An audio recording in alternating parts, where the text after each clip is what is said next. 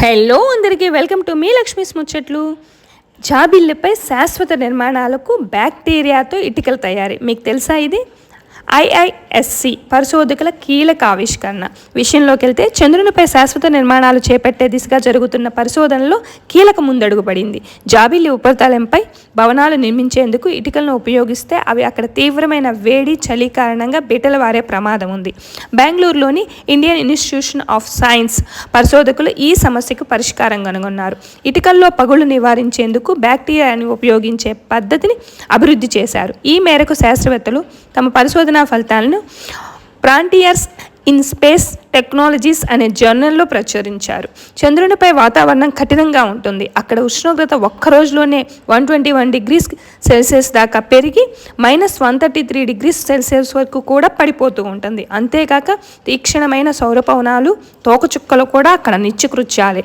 అక్కడ భవన నిర్మాణానికి ఉపయోగించే ఇటుకల్లో స్పోరోసాన్సియా ప్యాచరీ అనే బ్యాక్టీరియాను ఉపయోగించడం ద్వారా తీవ్ర తాపం వల్ల ఇటుకల్లో కలిగే పగులను నివారించవచ్చు అని పరిశోధకులు నిరూపించారు. ఇందుకోసం వారు బ్యాక్టీరియా ద్రావకాన్ని, గోరుచిక్కుడు మొక్కలతో తయారు చేసిన జిగురుని, చంద్రునిపై లభించే మట్టి లాంటి పదార్థాలను ఉపయోగించి ఇటుకలను తయారు చేశారు. ఈ ప్రక్రియలో ఉపయోగించిన బ్యాక్టీరియా ఆ ఇటుకల తయారీలో ఉపయోగించిన కార్బొనేట్ని కాల్షియం కార్బొనేట్గా మారుస్తుంది.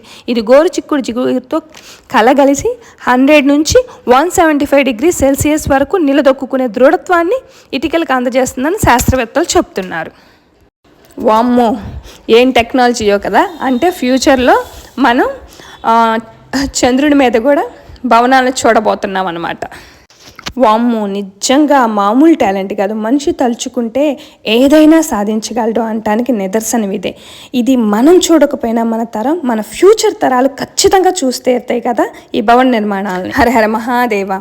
ఇక్కడ ఉసిరి పలుకుల గురించి ఒక చిన్న మాట గుర్తు చేసుకుందాం. మొన్న శ్రీశైలం వెళ్ళినప్పుడు రిటర్న్ వస్తున్నప్పుడు సాక్షి గణపతి టెంపుల్ దగ్గర ఇలా ఉసిరి పలుకులు ఒక చిన్న డిస్పోజల్ గ్లాసెస్లో పోసి గ్లాస్ 50 రూపీస్ చొప్పున అమ్ముతున్నారు. టేస్ట్ చేశాను నేను, సూపర్ అనిపించింది. వెంటనే ఇంటికి వచ్చి నేను కూడా ప్రిపేర్ చేశాను అనమాట.